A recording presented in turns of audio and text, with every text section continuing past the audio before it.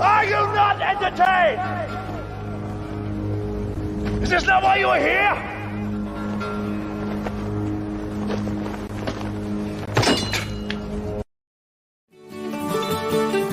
Come a-running, boys, don't you hear the noise? Like the thunder in the sky.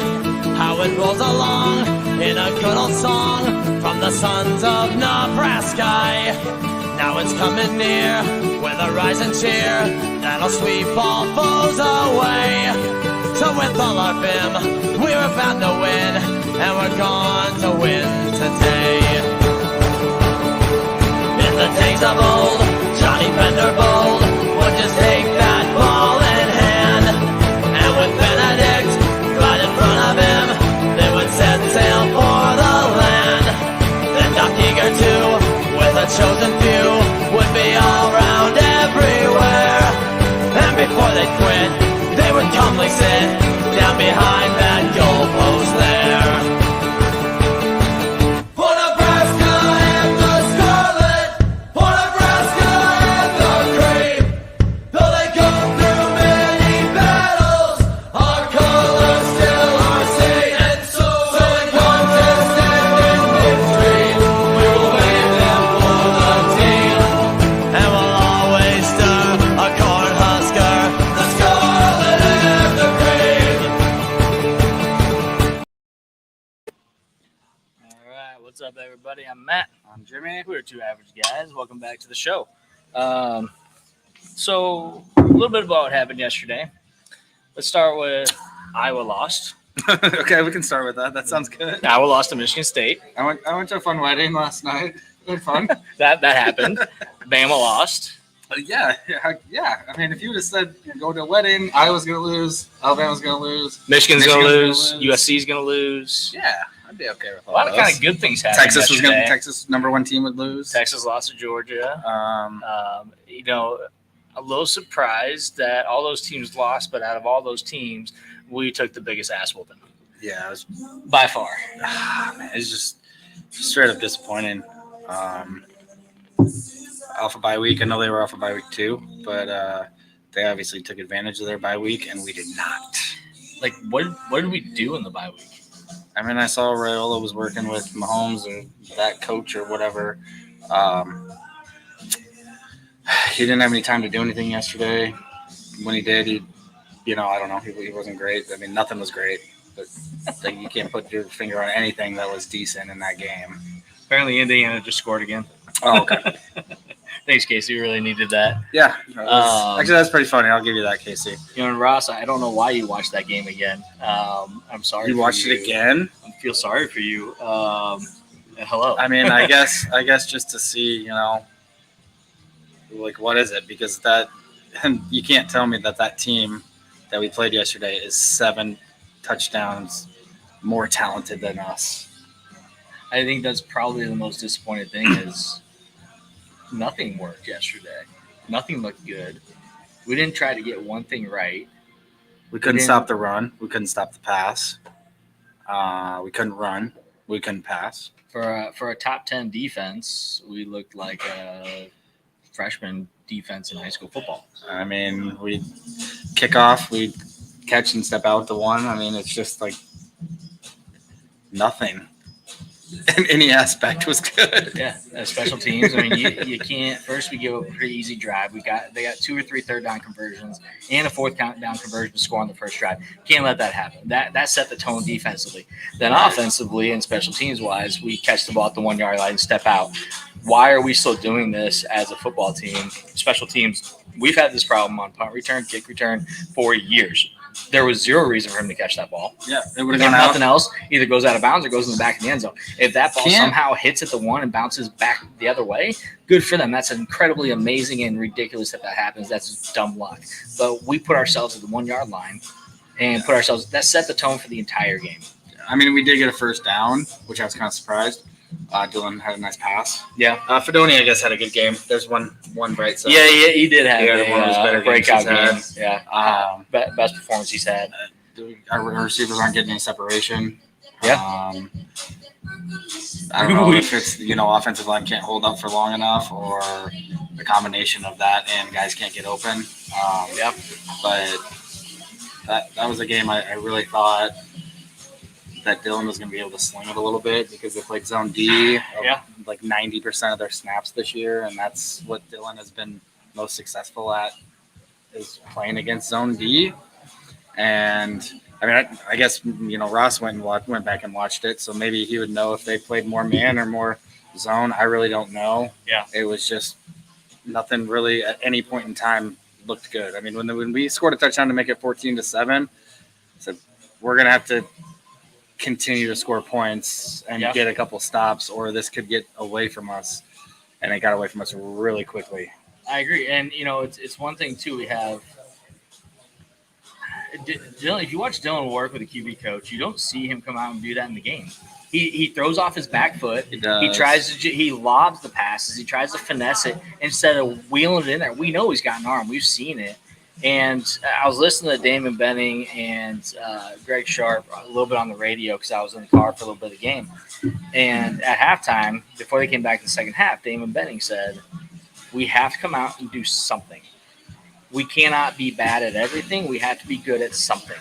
Right. And he said, that something needs to be right now, stop the run game. Exactly. That's the easiest thing to do. If you work on stopping the run game, you might not win the game, but you're going to put yourself in better position. Make them throw the ball, right? And if they make catches, great. If they beat you in a race to the ball, great. But stop the run game. Well, and because I mean they had a balanced enough attack that they run a long play and then throw a long play and then run a long play again. I mean, all we heard all week was this team is the only team in the country that hasn't given up a rushing touchdown. They got 5. Yeah. We had only trailed 15 minutes all season. And we trailed the entire game. Yeah.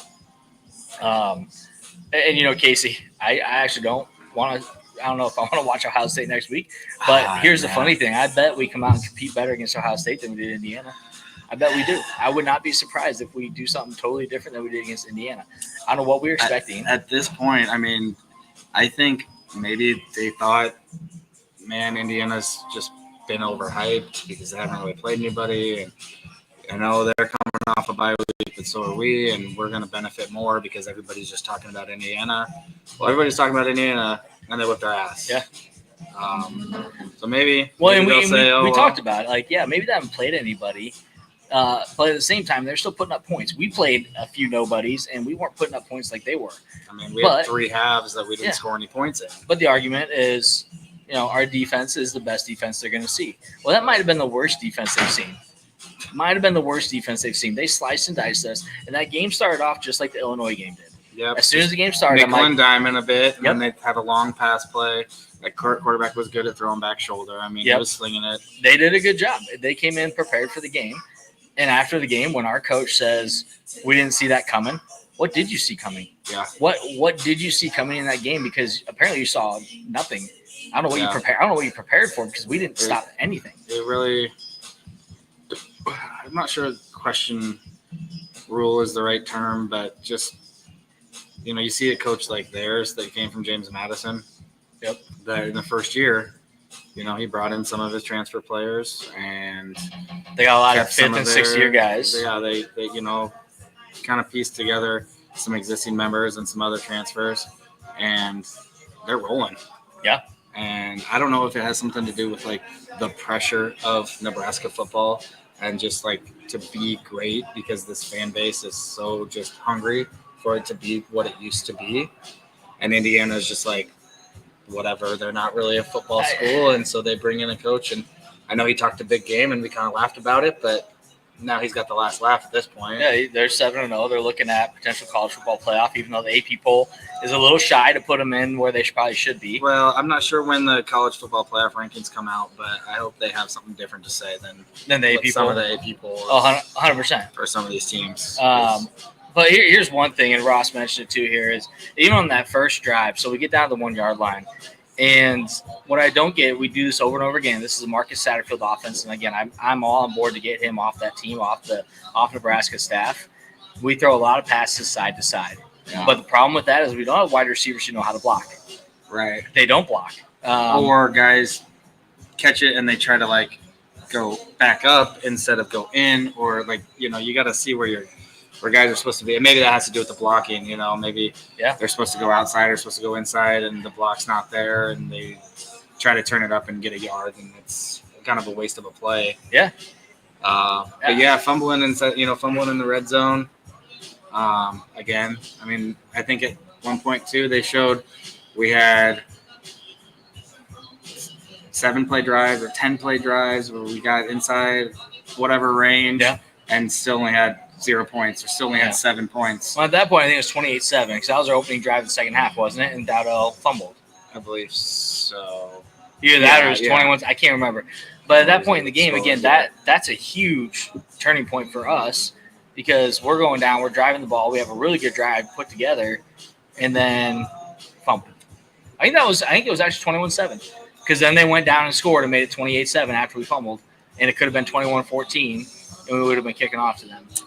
Okay. So I was thinking it was maybe 28-7.5, but and it just as our first drive, because I remember where I was at when Brian texted. Like, hey, great drive. But again, we cannot continue to put ourselves in tough positions. And yesterday it wasn't even that. Yesterday was offensively we were awful. Our offensive line was bad. Our wide receivers, I don't think they are as bad as they look.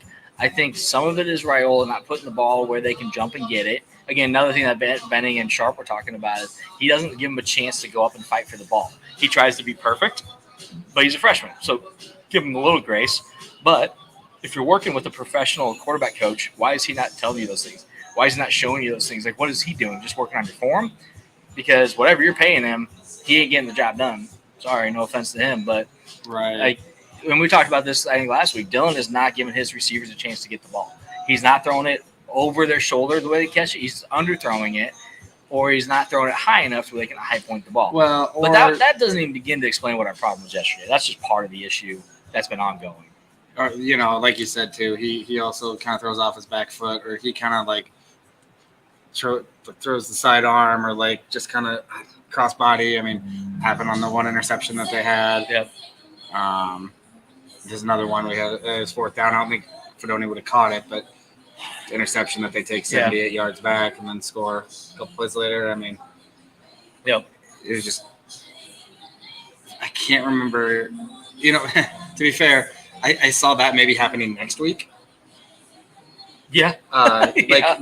Going into yesterday, I thought, okay, I think this game will be pretty close. Like I said, I thought my pick was 28-24. I said all week long. And because I thought we'd be able to stop them. I thought we'd have a one-score game. I said we're not going to be kicking any field goals, but I think we could win 28-24. And then I thought maybe, you know, against Ohio State, it might look a little bit more like what yesterday looked like. Now I have no idea what this week's going to look like. Yeah, I don't know. I'm not. I hope I'm not excited about it. Took that one on the chin and say we're not doing that again. Well, I hope someone can explain. And we've been asking this question for a long time too, and it's been every defense coordinator that's come to Nebraska, even when Bo was there, is we don't jam the receivers at the line. When you can still play zone defense and jam a receiver at the line. So either we're playing way too much zone, because when you give your guys 15 yards, when you're playing 15 yards off the line, that gives them that 5-10 yard pass easy. Because when they snap the ball, our guys aren't statues; they're moving backwards.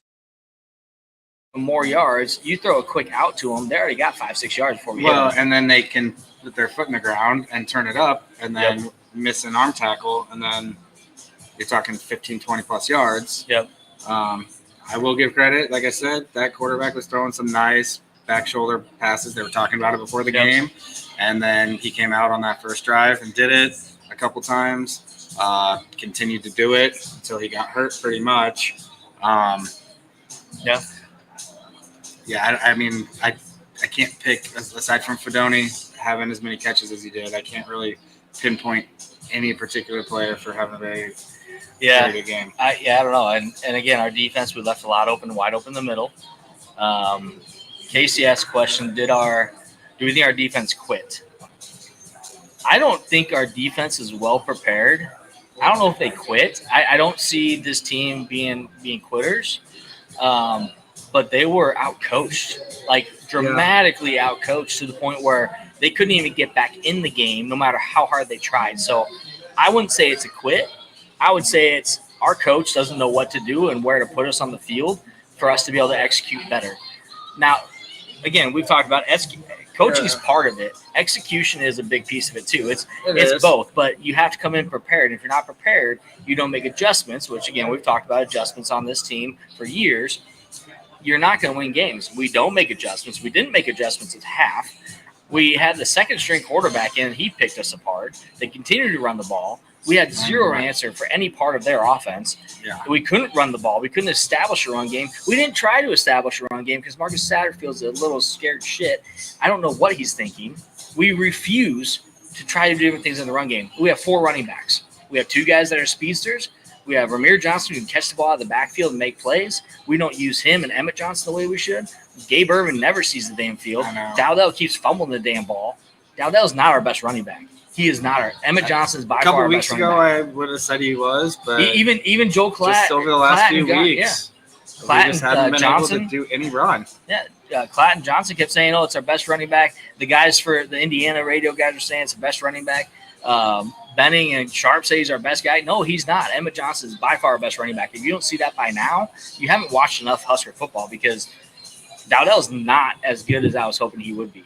But our offensive line is also hot garbage right now. We are progressively getting worse as the season goes on from an offensive line standpoint. They have gotten worse. Well, and I think teams are starting to figure out we can't really run the ball, and Dylan is not as good, maybe not very good. Yep. When under pressure, and so teams are selling out. Mm-hmm. And Agreed.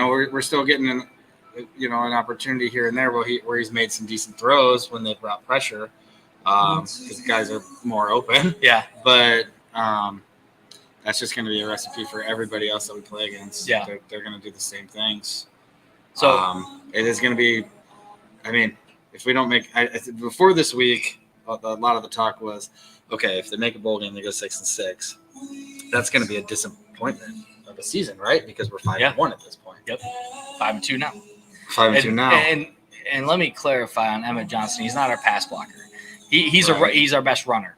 Is what I meant to say. So Ross, yes, I'm not talking about pass blocking. He doesn't need to be in there for pass blocking. Ramir does okay, but at that point you got to have a bigger guy in there to pass block. And that's why maybe some say Dowdell just for pass block, which is fine. But Emmett Johnson needs to get the ball running. But it doesn't matter when.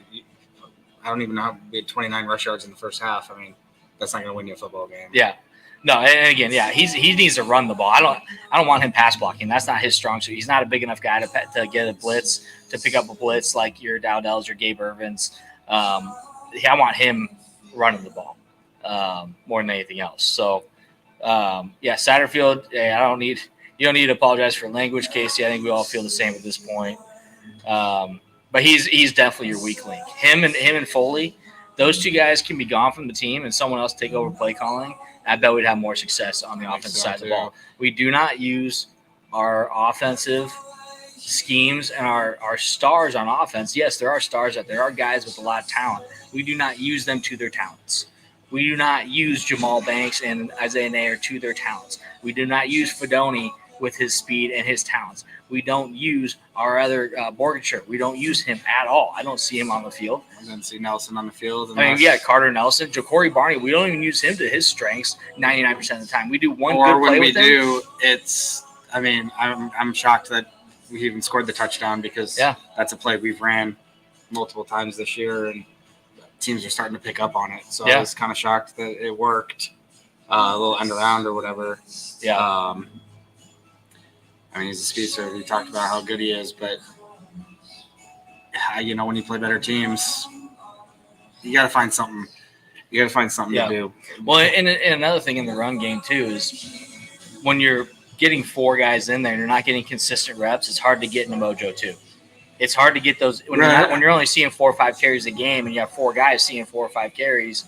You're not going to get the work in that you need to be successful on the field. So I think a running game as a whole is just in the dumps because they don't have a chance to really gain momentum in the run game. And Raiola can't carry this team on his back. He cannot. And we can't. We don't have enough pass blocking for that to happen. And we've seen that. I mean, we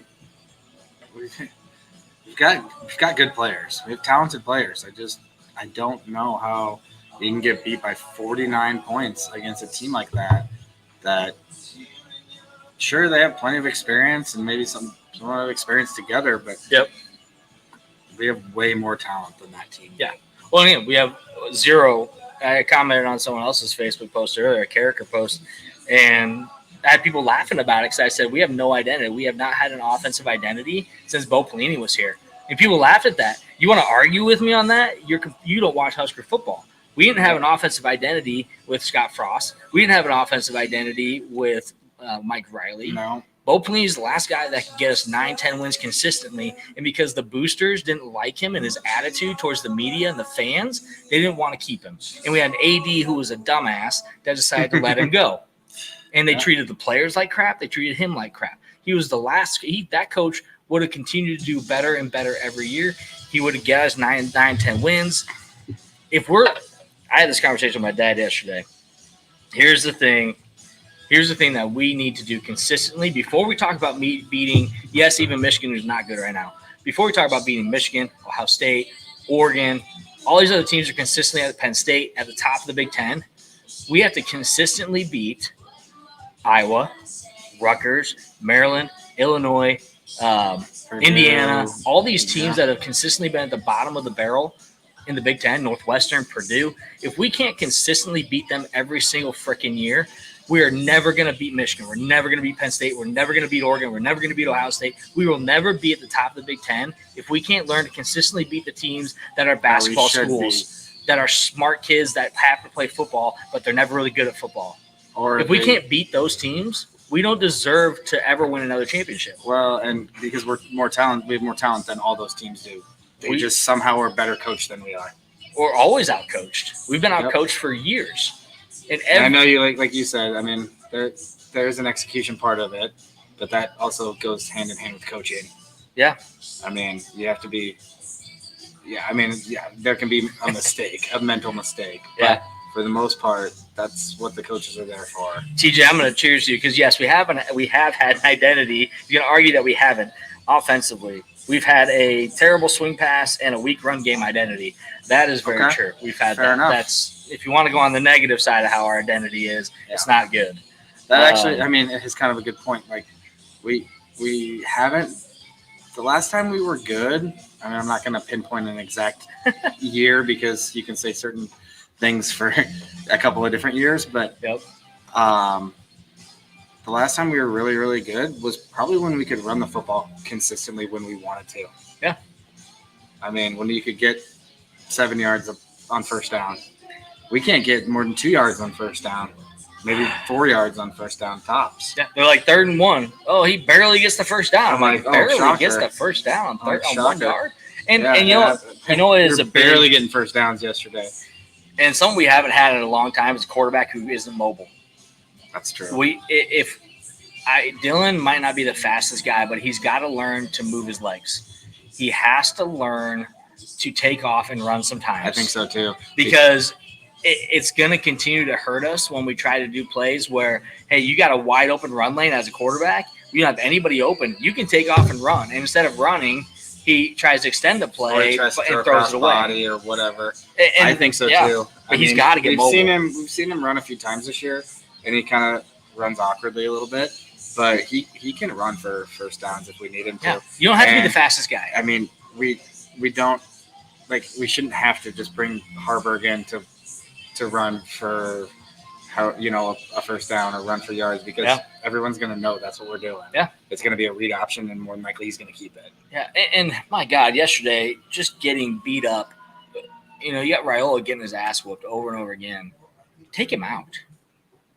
We didn't need him playing, and midway through the third quarter and the fourth quarter, we weren't going to come back and win that game. No. And Rule, again, I don't hate Rule, but at the same time, he's like he needed those reps. He needed that. He didn't need that. He didn't need to keep getting beat up.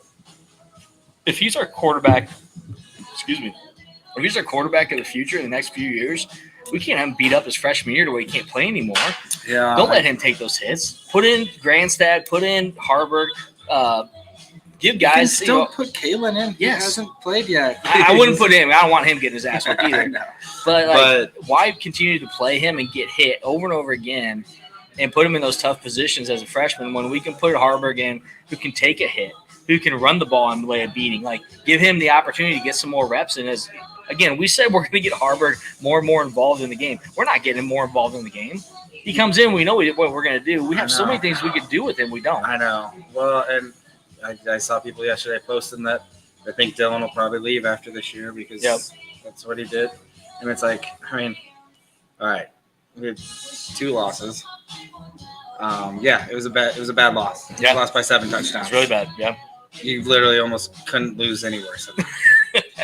On a stage like that. So, but let's not jump the gun. I don't think he will leave. I mean, he definitely could. And I don't think he will. I don't know who's saying that. I don't think he's going to go anywhere, but you never know in today's NIL. Again, and he's still a freshman. And the only reason why I think right now someone's going to say, hey, I want Raiola on my team is if he really picks up the second half of the season. Or they say, I can coach you better than you're being coached, and you're going to be more successful here than you are there.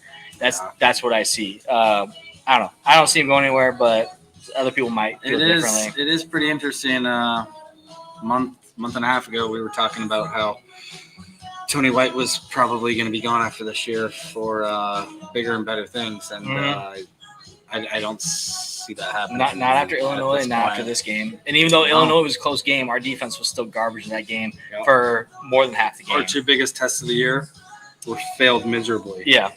On the defensive side of the ball. Yeah, Dylan is still a freshman. We do have to remember that. He's going to make mistakes. He's made some mistakes yesterday, made some bad throws, some unauthorized, don't do that type throws, but he is still a freshman, and he's going to improve. And Matt Rule's in his second year. What we do expect as a fan base, and I think any fan base, any team, not just us, but the team itself deserves an offensive coordinator that's not so stupid. And I say that with absolutely zero sincerity, whatever, towards Satterfield. For the amount of money he's making, he's an idiot. Yeah, I mean, idiot. I left Jimmy speechless. He doesn't know what to say. You really have, because I mean, there's nothing else to say. I know, like you said, Royal is a passing quarterback. He's not, he's not the problem. He is not our problem. The pass first mentality is just not the way I think you can be successful in the Big Ten. I think you have to be able to establish a run to open up the pass. Yep. And so that's not what we've seen so far this year. I mean, even with the 5 wins we've gotten, in a couple of those games, it was not that way. Yep. And I mean, fortunate that Dylan can sling it, so we were able to throw the ball and win some games. But there's been too many halves this year. Yeah. There's been 4 different halves that we have not scored any points. We haven't put together in four games, 4 different halves that we have not scored in. If you're not scoring, you cannot win football games that way. To be a top dog in college football, you have to score throughout the game. You can't just score in a half. You have to score every quarter. 2 quarters. You got to score throughout the entire game. Unless you got a big enough game going into the fourth quarter, big enough lead, which we don't and we won't for a long time. No. It's not going to happen. And so, no, Dylan Raiola is not the problem right now. Offensive line is still a big issue. But when you don't have an identity, you don't know how to start your games, you don't know where to pass the ball, you don't know where to run the ball, and what's successful. We do these stupid end arounds way too often with anybody but Ja'Cory Barney. It's not going to be successful. Yeah, we don't have a Trey Palmer out there. Ja'Cory Barney is a Trey Palmer that can run the ball. And I mean, we do these little out passes to Fedoni, and it gets 0 to 1.5 yards every single time. We've done it 10 times this year. Have we talked about this every week this year? I think we have. Because he does it every week. He does this little, I don't even know, and maybe it's part of a check down. I don't know, but he sure throws it there pretty quick. And I don't know if it's a lack of blocking, but it's he catches it and they go low and he gets half a yard to maybe 1.5 yards tops. And that is one thing that we had. Again, go back to Bo Pelini. go back to Mike Riley, go back even to Scott Frost. They always wanted to make sure and prioritize blocking by our wide receivers. That was, if you can't block, you're not going to be on the field as a wide receiver. We have one wide receiver who can block, and guess what? He's never on the damn field. It's Bullock. Yeah. He's the only Alex Bullock, the only one that can block, and we've seen it multiple times this year. But he's never on the field when we need him on the field to block downfield. The one Purdue, yeah, he blocked two guys. He blocked two guys on the Barney end around touchdown. Yep. Yeah, dude. Yeah, Ross, good point. Jalen Lloyd, man, it'd be nice to see him a lot more. I mean, he had a couple catches yesterday, a couple nice ones. I think there's such an emphasis on getting Isaiah Nair and Jamal Banks the ball, while we're forgetting about Jalen Lloyd. Did Nair have? I mean, did he have? I don't know if he had a catch yesterday. Maybe one. I know. I remember Banks had a catch in the second half, maybe late second quarter, early third quarter, and I was like, "Oh, didn't even know he was playing." Yep. And Ross, 100%. We got Coleman that's not playing. We're gonna redshirt him, right? He's someone that can block. We saw him block when he played, but he's not playing. Yeah. Right now, I say screw your redshirt. We need him there blocking if we're gonna continue to do stupid passes to the outside behind the line of scrimmage. We need receivers that can block. We need Bullock on the field. It was like freaking Cade Warner. Cade Warner was not one of our best wide receivers, but guess what? The dude could block. And then he went to K-State. And he did a really good job of blocking. At K-State too. And he blocked at K-State. And so we know what happens when you have good blocking wide receivers. We don't get that pass game going when we're throwing to the outside because we don't have enough blockers. If you refuse to block as a wide receiver, you're not going to be out there when those passes are going in play. We see other teams succeed with those. Other teams are successful, but because they have blocking. Or they get one of their guards to get out and block downfield too. We're not getting our guards and our tackles to get out and block downfield on those passes behind the line of scrimmage, and we need to. Yeah, I don't know what the answer is. I mean, it would sure be nice if we could get some transfer O linemen in. I mean, we're probably gonna have to. We have to because we're gonna be losing some guys and defensive line. It's almost too bad that there weren't some 5-star O tackle, O linemen that committed with Dylan, because now moving forward, if you have somebody, they're more than likely not going to be ready to come in and play right away. Yeah. I mean, maybe some of those guys, but a lot of times those guys need to add some size, some bulk. By the time that turns around, he's going to be a junior. He's going to be a senior, but whatever. Yeah. So, I don't know. Yeah, you know what else we're missing on offense that we still haven't done this year that I miss terribly? And it makes me sad that Satterfield's too stupid to see that this works 99.9% of the time. Our tight ends seam up the middle. Yeah, we talk about that every week too. We do, and I miss it because that is one play that, man, you get the ball to Fedoni downfield, or even Borkshire, you get it to either one of those guys. That's a big play. We ran the ball with Liebertritt before we ran the ball with any other running back yesterday. Our fullback. If you're going to run it with the fullback for the first time during the year, second time maybe, come on, man. We got for like a loss of 2 or something. We got better play calling than that. Play to your strengths. We don't play to our strengths. We play to what he's comfortable calling, not what's gonna work. He doesn't take risks. It's just he doesn't. I don't know. And I have never been a coach. I don't care. Never been but I have watched football long enough to say he's doing it wrong as a coach. Yeah, and if Matt Rule wants to get on the right side of the fan base, he's gonna do two things. Whether it's now or at the end of the season, Satterfield gets fired, Foley gets fired. Those two guys are the biggest, weakest links on our team. We had a 52-yard punt on our first failed drive from the 1-yard line. A 52-yard punt. And they brought it back. They brought it back 20-some yards. Bad coverage. That's coaching. Mm-hmm. And then I don't know if he kicked it the wrong side too again. I don't know. I didn't see that, but I heard it on the radio.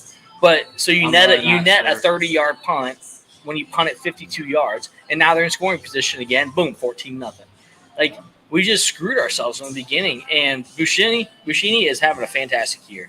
He's made he's kicked to the wrong side a couple times, but overall, our coverage has been awful. He got a black shirt, which I think is really cool. It's kind of funny. Because the team said he needs one. But I thought that was great.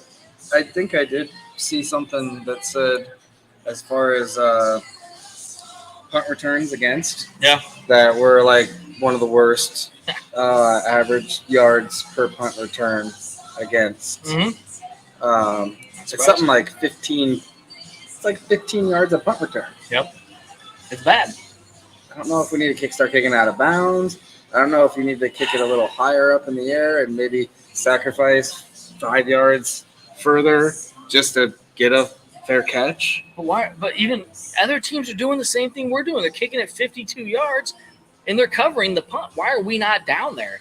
What's our punt? Like, why are we not down there ready to tackle the guy after 50? I don't care if it's a line drive or not. No other team's giving up what we're giving up.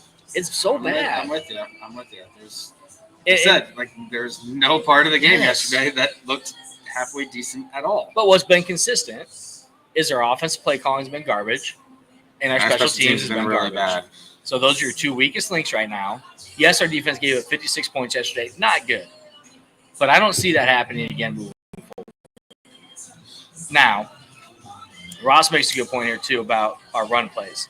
We run it up the damn middle every time. We don't do any counter plays, nothing like that. It's like we either run it up the middle or we do an end around. Yeah. It's very predictable. Well, and Benning, again, I love listening to him and Sharp on the radio a little bit yesterday when I was in the car because they said the same thing. I think it was a 3rd and 1 play, or maybe a 3rd and 2, something like that. And we did a weird, like, it wasn't a counter, but it was like a delayed run out of the shotgun. And Damon Benning goes, you can't play smash mouth football from shotgun. We can't. You're not going to be successful getting those yards with the run game that's already suffering. If you're going to be in the shotgun, because you're already four yards back from the line of scrimmage, 5 yards back from the line of scrimmage. By the time you get the ball, you got to run it for 6 or 7 yards, maybe 8 yards to get the first down. And you're not running it flat-footed. Yeah, you're not running it running for 2 the yards. eye, having a lead blocker, and being in stride when you get the ball handed off to you. And not everybody believes in the I formation, but man, the I formation is going to work when you got a couple yards to go. Put Nash in there. Put Ty Robinson there. I don't care. Put Borger back there. Put Harburg back there. He's going to get a block. We have 2 fullbacks. Put him in there to get a block. But the I formation is going to work in those situations. And we refuse, and we have for a long time, to run the I formation. They lined up in the I on like a 3rd and short. It's been rare. Short. And then a timeout was called, and then we came out with something else. And then, it's been very rare that we've done that, and it's upsetting because again, the fact that so many teams run shotgun football every damn play is annoying to me. It really is. Get your quarterback under center. Their quarterbacks go under center in the NFL way more. Get them. I mean. Just keep the other team on their toes. I mean, when you're going spread, under center, the shotgun, I mean, mix it up. Yeah. I don't know. I think, like you said, Satterfield's just kind of set in his ways. And I feel like we've seen that in the past with some of our previous offensive coordinators. Like, when Riley first came in, they wanted to throw the ball. And you had Tommy Armstrong throwing 50 times a game, and the team was more of a running team. And you got him just freaking 500 in it every freaking play. But this is also why we saw. Lost my train of thought there. Somebody came in with Hertz Donuts. Someone got donuts. But again, that's why you look at that identity that we don't have. And South Carolina fans were like, hey, enjoy Satterfield. Mm-hmm. They're like, peace out. South Carolina took care of Oklahoma yesterday pretty easily, 35-9 or something like that. They whooped them up. And I remember Satterfield, I was in Tennessee. I was in Nashville when South Carolina beat Tennessee. Oh, yeah. And they put up like 50. It was like 55-45 game or 55-52 or something like that. Yeah. And I remember somebody texted me, it's going to be Rule and Satterfield before we knew that it was going to be Rule. Yeah. And I was like, I had watched the game at the bar, and I was like, I didn't know anything about him except that was one game I watched in South Carolina that year, and I was like, okay, I could see that. I could see that work. It's not working. Yeah, Donnie, why do we keep getting these half-ass coordinators? It's pretty well played. It's well stated. Well played. Well played. Touche. Yeah, I wish I knew. And it's just so frustrating to see like a team like Indiana that they're not historically very good at football. He did bring a lot of his dudes with him from Jackson, or from James Madison. Yeah, James Madison. I was going to say Jackson. And I know that they've constantly, they've been consistent winners at every stop. Aren't they the Spiders or something like that? That's the Richmond Spiders. Oh, it's Richmond. That's right. They played Richmond in the championship a few years ago. That's why. Yeah, I don't know, but I wish we could figure that out because it's hurting us big time. Yeah, I mean, I'd rather be frustrated that we lose a coordinator to a head coaching job. I mean, when I thought that Tony White was gonna, take a job somewhere, Yep. I was like, man, that sucks. But that also means we're doing something right. Yeah. And then we're gonna be a destination for that next guy that's coming up. And we just have not been able to find success with coordinators. Yep, 100%. And Rule's got to figure that out. Rule's got to look at his staff and make that tough. You're a head coach for a reason. That is your decision. That's why you make the big bucks. Yep, that is your decision. We're paying you $7-8 million a year, whatever the hell it is. And you got to make that decision. Get a new guy in. Get rid of. If you can call plays, get rid of him now. Who else can call plays? I bet Harburg could do a better job calling plays in Satterfield. What can we do to get him off the staff faster than that? Well, and like you said too, I mean, it just doesn't make sense that we don't have both of those guys on the field more often. Like, okay, bring Harburg in for 2 plays. Those are going to be run plays. Why don't we have him out there majority of the time? Yeah, his passing accuracy. You can have him line up on under center in the shotgun and Dylan split out, or give me a flea flicker. You can use him as a decoy. You can use him as a running. You can use him as a run or pass. Yeah. You can use him as a blocker. Yeah. He might be somebody that get out there and block on the edge. If you're not going to use so many different things that you could do. If you're not going to use Borgature, use him. I know that's your 1 and 2 quarterback, but I mean, moving forward at this point, you're gonna have to try to win whatever games we can win. We're gonna need our best players on the field. Yeah, and that's the thing right now. Here we are. We're 5-2, staring down the barrel at the end of our season. We know what happened last Ohio year. State next. We know what happened last year. We ended up pissing our pants and not losing the last 4 games. So and we should have probably won 3 of those games. Yeah. So John, welcome to the show, buddy. Yeah, where Satterfield needs to go. It's just tough. Like it's been a couple of years since we've kind of felt this feeling of getting beat this bad. I mean, I guess last year we did get beat up by Michigan, but they were the national champs last year. Yeah, and cheating or not, yeah, I suppose. It felt different yesterday though. Like that Michigan game, it was like it's because it was Indiana. Well, because in the Michigan game, it was like, okay, we have a first-year coach. This team is more talented than we are. Yeah, that's not how it was yesterday. We were more talented than them, in our opinion, and they beat us by 7 touchdowns. Well, that's unbelievably. We definitely thought that going discouraging. I'd argue that listen, they're going to beat Michigan. They might even contend with Ohio State pretty well. Their schedule is very favorable the rest of the year.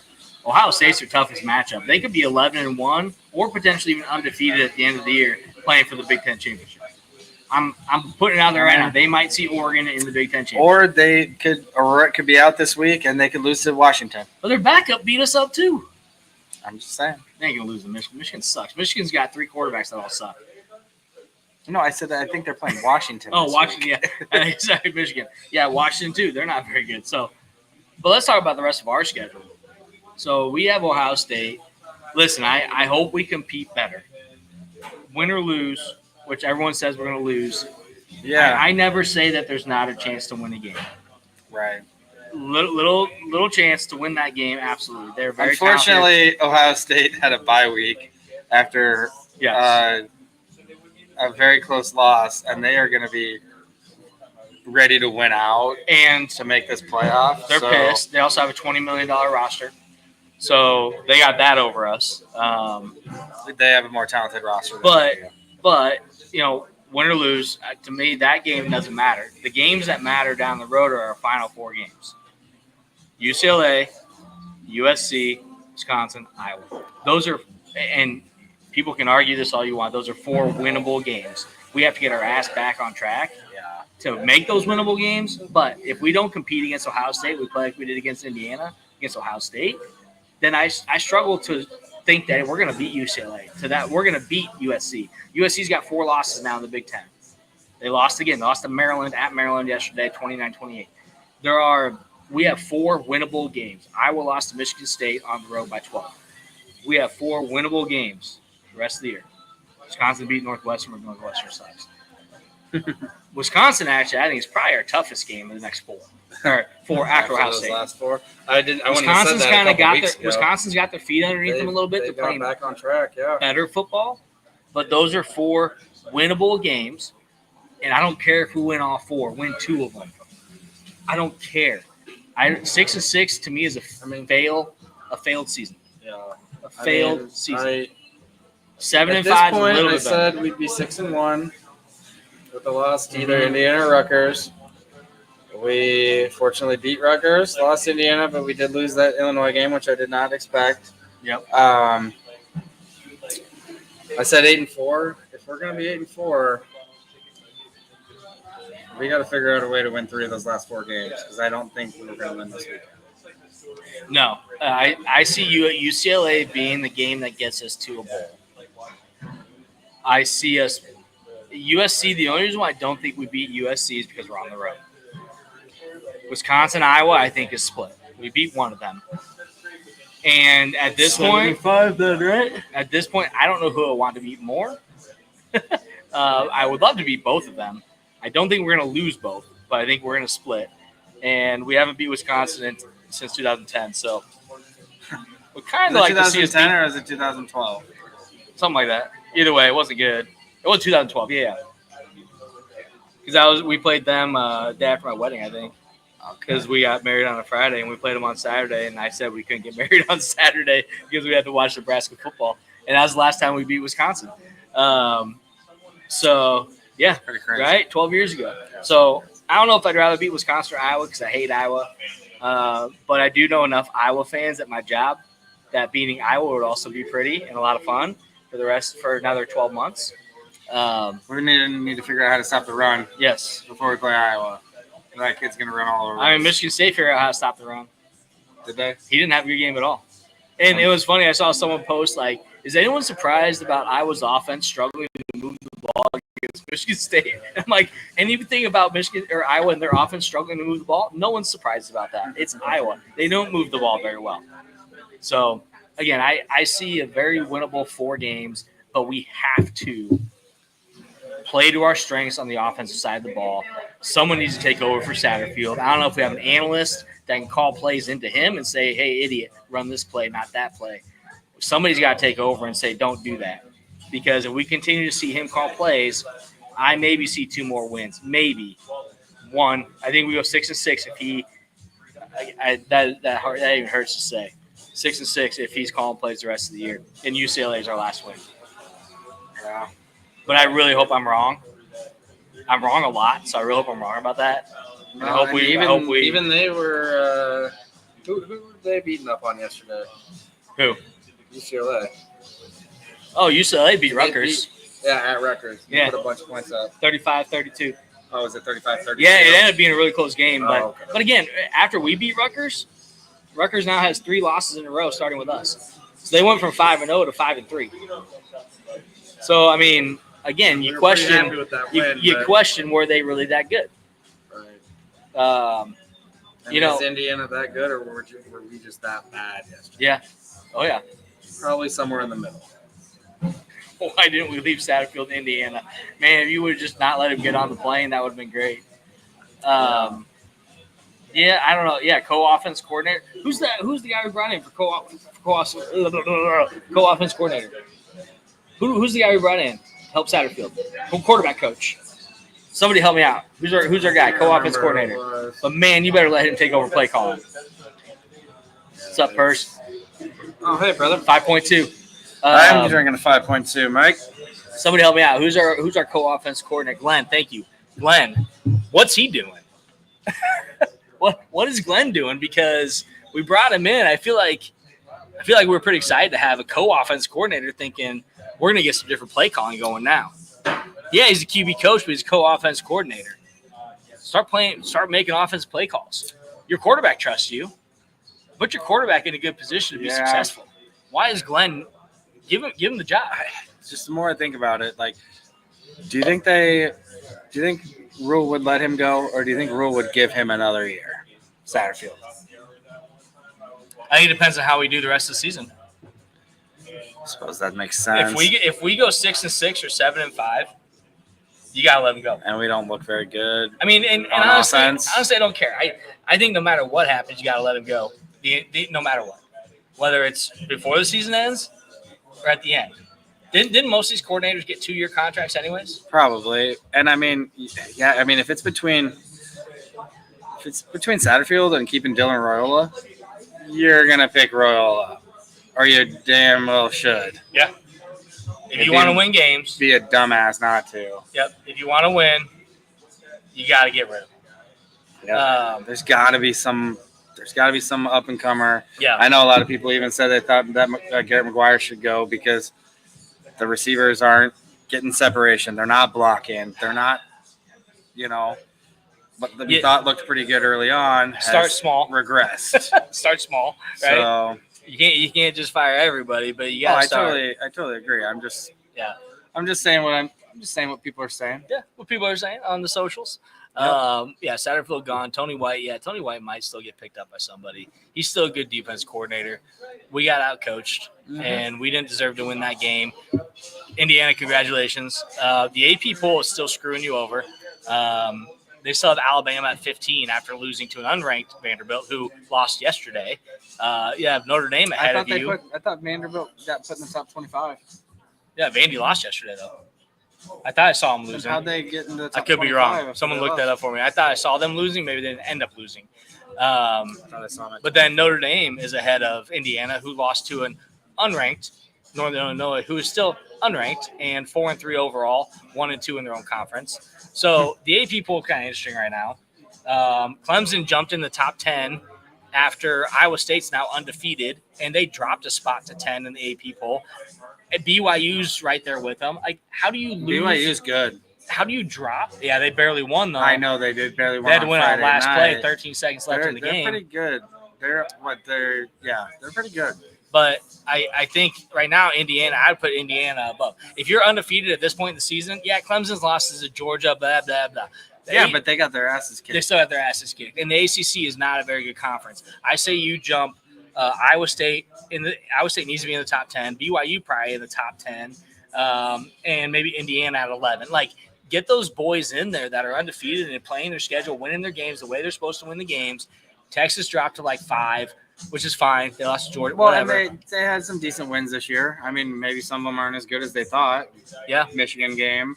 Michigan's got some losses now. Yep. Army-Navy. I mean, Army-Navy, yeah. if you want to go. Both undefeated still. Yeah, I mean, it's not really – you can't go off of past years, like rankings and records and that type of thing. They say that the preseason all goes off of potential. I call BS on that. It is not. It's not off of potential. Look what happened to your Missouri. Again, look, Notre Dame, Northern Illinois. Notre Dame's started like number 7. Yeah, they lost. Missouri still only has one loss. Yeah, and they're in like 21st. But they lost to an undefeated team. Ole Miss lost to an undefeated team. Alabama, undefeated team. Tennessee, undefeated team. They're losing to undefeated opponents, and they're keeping them in the top 15 because of where they started in the top 10. Are you talking about unranked opponents? Yes. Unranked. Undefeated, unranked. You know what I meant. But, like, that pisses me off because, no, you lost to an unranked team who is still unranked. But you're going to say because your conference is the toughest conference. Who says it's the toughest conference? Because you play each other and you think it's the toughest? Right. The SEC is horrible against the Big Ten, especially in bowl games. Bowl games don't mean anything. They're still losing. Yeah. Like, just make it make sense. No, and one that you didn't mention yet, LSU. Yeah. Yes, they came back and beat Ole Miss last week. They whatever. Ole Miss is overrated. Right. Ole Miss lost to an unranked team. They lost to USC. And USC now has 4 losses in the Big Ten. Yes. Yeah, it was the first week. Yeah. And that's what they always say, too. Oh, if you're going to lose early. I mean, I understand that. But And this is part of the reason why I don't totally agree with the 12-man playoff. So many people are in love with it. But now you're saying you can lose to an unranked team like Vanderbilt in week, 6? 5, 6? And then you can lose again later in the year to another team 2 weeks 2 weeks later to Tennessee, and we're still going to put you in the top 15. And you're still right which on, guess what? You're That still gives right you a on the chance. bubble. It gives Alabama a chance to still sneak in the top 12 Right. if because another team they're slips be up. the top 2-loss team Yeah. that Because guess would ever what? get in. What happens if Indiana loses a game? They're going to drop out of the top 15. You know that's going to 100%. happen. What happens if BYU loses? Iowa State loses? They're out of the top 15. Mhm. You know that's going to happen. For sure. But what's happened now, and we've seen this, we've seen a lot of talk about this playoff and about a 72-team super conference and Super League. And not only with that, with the 12-team playoff, they've been SEC and Big Ten are now trying to control where you get automatic 4 teams in from your conference from the SEC Right. and the Big Ten. Like, why are we trying to control that? Let the No. field, let the game That's- on the field speak for. Like, the results should speak for itself. The Not one automatic bids. The one thing I do like I don't like it. this year, I mean, I wish that we would have beat Illinois, and I wish we wouldn't have lost as bad as we did yesterday because we could be in this conversation. But Yeah, the right? 12, I mean, before yesterday, we essentially were. We had one overtime loss. Yep. But with the 12 team, there's been a lot of teams like Alabama has 2 losses, and we've lost to 2 ranked teams, and Alabama's lost to 1 ranked team, and I guess now they're ranked, but whatever. Not when they played them. Yep. But I do like that. There's more parity this year. There's a lot of teams have losses that usually don't at this point in time. So it is going to be interesting to see how it plays out. But I still think it should have been an 8-team playoff. Yeah, 5 conference champs, 1 group of 5, and 2 at-larges, which I guess is still going to be about equivalent to what the 12 will be because it's just going to be like 2 teams from every conference, one group of 5, and then whatever at-large. But you're not going to have a chance to get a 2-loss team in there like Alabama, who's lost to now ranked Vanderbilt, who barely beat Ball State yesterday. But you're going to tell me Vanderbilt's that good of a team that Alabama losing to them is actually a quality win because you put them in the top 25? Here's the thing with Indiana. That would have been a quality ranked win yesterday if they would have had the guts to put Nebraska in at 24-25, being 5-1 after taking over a Rutgers team. Yeah. If they would have put us in the top 25, Indiana gets a ranked win, and Indiana probably moves up more than a few spots in the AP poll. Right. But they didn't do that, and now you only get them to move up to 13. Because us and Indiana have not been up there in the rankings for the last handful of years. Yeah. And I'm not saying we're a top 25 team. Not after yesterday. Don't tell me Vanderbilt's a top 25 team either. I mean, good luck. Really Congratulations, you beat Bama. Right. But you're still not a top 25 team. Yeah. But beating an unranked Rutgers, who probably at that point 5-0 could have been ranked, they weren't. I thought they would be the week before. But beating them, we played them, I thought if they would have put us at 25, Coach's poll has 24. If they would have ranked us at 25, Indiana gets a top 25 win. That win looks a lot better for them because they get a win. Now we're 5-2, still not terrible during the season. We still might end up with a decent record. That looks better for Indiana, but they didn't do that. Now Indiana doesn't get the benefit of the doubt of moving up farther in the polls. Again, conspiracy, whatever you want to say. That's exactly what's happening. Why is Bama at 15? And you can almost say Rutgers didn't get ranked at 5-0 because they haven't played anybody and they haven't historically been ranked. Indiana was in the top 25 and hadn't played Alabama's 5-0. They're fucking number 1, right? Sorry, but Rutgers 5-0. They don't get ranked. But if they would have, Nebraska would have beat them, a ranked team. We would have been ranked. Indiana would have beat us ranked, and they'd be a top 10 team right now. And no, I don't blame the polls for not putting us in the top 25. I'm not saying that. What I'm saying is, you've seen that happen before. Indiana still hadn't played anybody, and they were in the top 20. So they were what 14 or 17 or something. Like, why were they in the top 20 when their 2 Big Ten wins were Northwestern and Purdue, maybe something like that.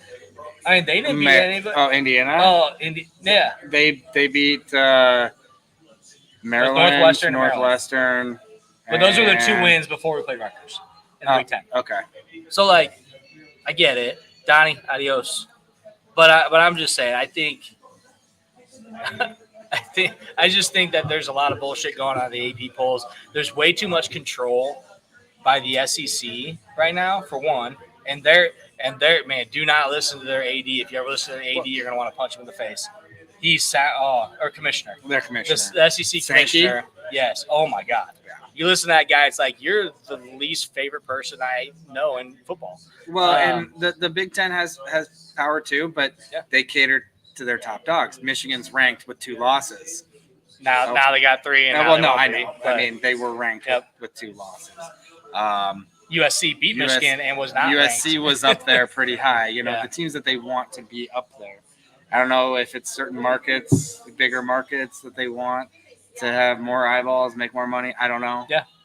I guess that makes sense. But it's all what about the almighty dollar. But you have to put the teams in that are deserving of it. But that's what we're going to see, and this is where college football is headed, and everyone needs to be prepared for it. It's no longer going to be everything about how you win the games, when you win the games, or just winning. It's about who we say your opponent is, and if we say they're better than what you think they are, or they're better than what maybe they show they are. If we think they're better because they play in this conference, this team's going to get the benefit of the doubt over you and over this team. Well, right? Perfect example is Florida State. Yeah. Not going undefeated, winning their conference championship and not making the playoff. And it is funny because they lost the bowl game and now they're 1-6. Yeah. And Casey, to answer your question, Sankey and Feinbaum, I think they're the same person. Oh, they might be lovers or something. I don't know. And get Heather Dinich in there too. She's just as bad. I know who you're talking about. Yeah. Just don't listen when they get them on any talking show. Don't listen to them. But again, I think we're heading down a dangerous path in college football to where you're going to have to, you have to earn it now. You're gonna have to also not earn it, but put money in it now. It's gonna go down a path that is gonna be really hard to be successful. It's funny, and no matter what league you're in, it's funny because you said for years we're going down a dark path in this. Yes. Whatever we're doing, and it's so true because it's only gotten worse in every aspect. It just keeps getting worse and worse. Yes, it is still the most fun sport to watch, and that's why we talk about it every week, and that's why we watch. I just wish Nebraska was a little bit better. Before yesterday, I felt a lot better about the whole college football season. Yep. Taking a licking like that really took me down a couple notches, but I mean, it's still there. We can still win games. We're not gonna go 10-2. I went home. Yesterday, and I'm like, all right, what do I have that's not red, or that doesn't say Huskers, that I can put on? Not because I'm not a Husker fan. I will bleed red every single freaking day. I didn't want to talk about it. No. And guess what? The very first person I saw after changing my shirt and going somewhere, hey, did you watch that Husker game? I'm like, do you want me to punch you in the face right now? Because I don't want to talk about it. I watched it. I'm not happy about it. But, it's not something that I'm going to dread about the rest of the day. I still got a lot done, had a lot to do, get a lot done today. This is fun to talk about it here because then I get to vent and talk shit on the Huskers. I know. Coaching. Fortunately, I changed into my tux, my tux, and minus the jacket with the suspenders and a little bow tie for the wedding party yesterday. We started getting ready mid third quarter because we were like, all right, we're gonna have to take pictures. All right, this game is not going very well, and I was like, I'm just gonna have fun at the wedding. I'm not gonna talk about it. One of the first people I saw, they were like, hey, how's it going? And I was like, oh, pretty good. I've been drinking beer all day and I'm just chilling and hanging out. We stayed in the hotel. We left, baby stayed at grandma's. So we got a night to ourselves. And so I was pretty excited about that. And he said, oh man, I thought you'd probably be pretty down because of the game. And I'm like, I didn't need you to say that. Just go away. I'm trying to move on from it. I'll feel it tomorrow when we do when we do this. Yep. But I'm just gonna try to put it out of my mind today, and I did. I had a good time, but And that's what the players need to do. They need to forget about it. And what made my day a little bit better was seeing Michigan lose to Illinois. Congratulations, Illinois. Was seeing Michigan State beat Iowa. Always a good time when Iowa loses. Seeing Bama lose to Tennessee, even though I don't care for Tennessee either. And it's always fun when the number one goes down. I know, and I mean, it's really tough now that Texas is in the SEC because I normally hate SEC. I would almost cheer for Texas against SEC teams. You know, when Texas played Alabama the last couple of years before they joined the SEC, and they beat them one year. It was like, oh man, I kind of was cheering for Texas. Like in the back of my mind, I was like, I'm kind of cheering for Texas in this game. I wanted Texas to win just because I wanted Georgia to get a second loss. Yes. See what the polls would do. Yes. And it solidifies the number one in the SEC. Well, and even if Texas has a loss, or maybe even two, when they've been that high, they still are more than likely going to be right there for a playoff spot. Right now, yeah. So you might as well have Georgia have two losses, have Bama have two losses, and then really see what they do with their backs against the wall. Yep. Not saying that they couldn't still be the case, but I guess it'll be interesting to see when they come out with the first playoff rankings where those teams are at, because it's going to be majority SEC, majority of the top tier Big Ten teams that are going to be up there. Clemson is going to be up there. That's the only loss to Georgia. How high will Notre Dame be? How high will Indiana be? You know, when do we'll have to look up and see when that first ranking comes out. I thought it was after like week. Yeah, I think it should be coming up this next weekend, probably. Week 8? Yeah, probably 8. Usually it's 8, I think. But I'll have to look it up. Yeah, and I think now maybe you change the way you do your rankings. Maybe you wait. Like, why when the only rankings that matter are the playoff rankings? Why do any rankings prior to that? Like, it's a rank. You know, we beat a ranked team, but like, wait 5 or 6 weeks when you're not playing any conference opponents. Like, you have some teams that play a tough game in week 1. It's all about TV. That. They've got to have 15 against 7, and even if that, perfect example is Florida State preseason top 10. Yeah, we're 1-6. Yep. That first week, how many teams watched Florida State play shit the bed Sunday night or Monday night of Labor Day weekend against Boston College? Yep. Probably a fair amount because there's a ranked team. Yeah. So. Yep. So we'll see. I'm interested to see how the rest of the season goes, and I hope for Husker Nation. I hope the team resets. Someone said, "Get back." Pootie's like, "Get back to Sunday practice." I'm like, well, I don't think they'll be practicing today, but maybe they need to. Maybe no, I don't know. But pick it up, pick your feet up, pick your head up, get ready for Ohio State best you can. Right. Come prepared. Prepared. You have a week, not 2 weeks. Come prepared, and do your best. I don't expect to win, but don't lose at every aspect of the game. Win at something. One thing. Win at one thing. Yep. All you have to do. One thing. It kind of makes you think of like your everyday, right? Like, accomplish one thing in the day. Wake up, make your bed. Man, that just starts, like, as little as it seems, that starts your day off so good. But if you just decide not to do that, you're going to be lazy and not make your bed. Then you're going to be lazy and just lounge around the couch. You're not going to do the dishes. You're not going to do the laundry. Like, then your whole day is just like, I didn't do shit today. Right. I didn't accomplish anything. Same thing goes for sports. If you can't do one thing well, nothing's going to go well. If you show up late to the party on the field, right, then it's not going to go well.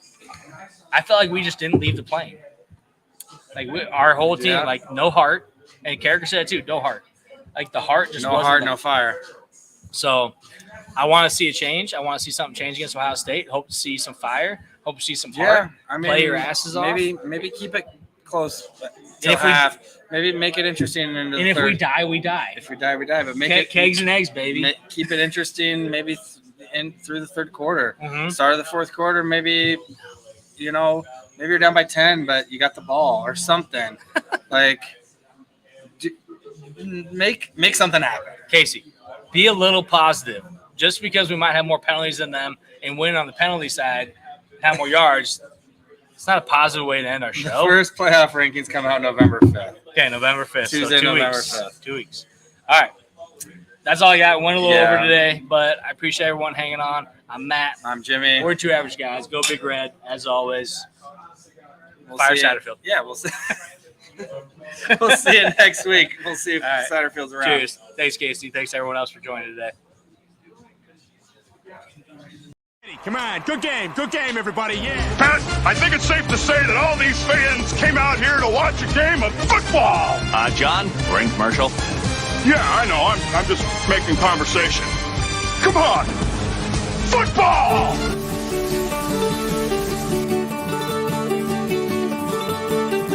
Come a running, boys, don't you hear the noise? Like the thunder in the sky. How it rolls along in a good old song from the sons of Nebraska. Now it's coming near with a rising cheer that'll sweep all foes away. So with all our vim, we're about to win, and we're going to win today. In the days of old, Johnny Vanderbold would just take that ball in hand, and with Benedict right in front of him, they would set sail for the land. Then Doc Eager too, with a chosen